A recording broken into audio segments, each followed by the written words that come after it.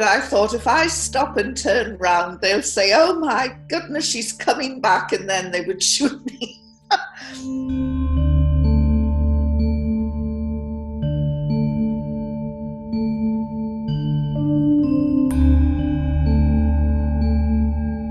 Afghanistan's Taliban regime says it will put the British journalist Yvonne Ridley on trial for entering the country illegally. Worryingly, the Taliban have hinted they might claim she was a spy for Western special forces. The moment I was arrested, I was terrified because I had fallen for all of the Western propaganda that these were brutal, evil men who hated women. So I really didn't think that I was going to see the sunset that night. I just thought, this is the end for me. So I was quite frozen with fear. And I was taken to the intelligence headquarters in Jalalabad.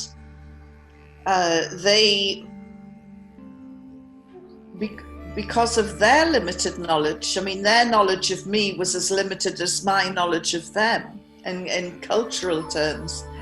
And they thought I was an American spy because they didn't recognize my accent.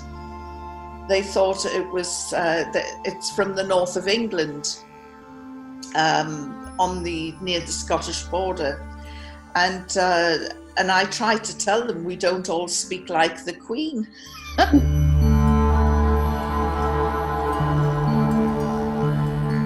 When they were talking to me, they kept looking away. They looked at the ceiling, they looked at the floor, they looked out of the window, they looked anywhere but at me. And I just thought, they can't look me in the eye because they know that they're going to kill me and they're feeling too guilty.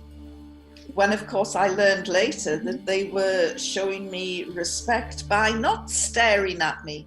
So it was a real clash of cultures. They didn't understand me. I didn't understand them. I was extremely fearful. And so once I became accustomed to the idea they're going to kill me, the biggest fear then was, will they torture me? Will they rape me? Will they abuse me? And so that was my next biggest fear. So I just thought, if I'm the prisoner from hell, they'll just take me outside and shoot me, and then that'll be the finish. It'll be over. And I'll go from being prisoner to being dead. And at least I'll miss out all the middle bits. And so that was my strategy.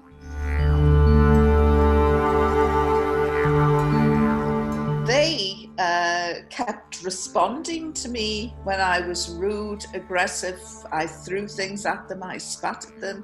They kept saying, "Why are you behaving like this? You were our guest. We want you to be happy." And I'm thinking, why are they acting like this?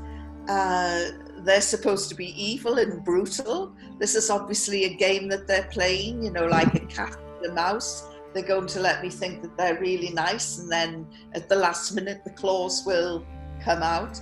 So throughout the whole experience, I don't think we came to one understanding with each other. But in truth, they never laid a finger on me. They never touched me.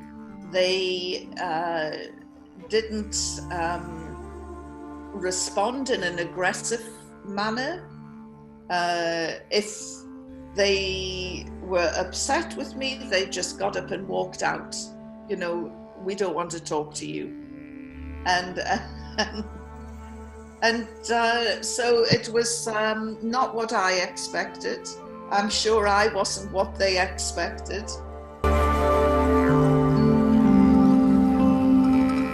At the Sunday Express, her employers insist she's a bona fide journalist who only entered Afghanistan to report on the humanitarian situation. And after 11 days, I was released on humanitarian grounds, even after the war had started.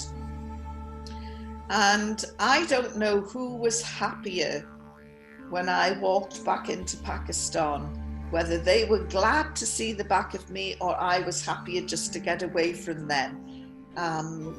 But it was only on the point of my release, as I was walking towards the Pakistan journalists, that I started to think about my time in captivity.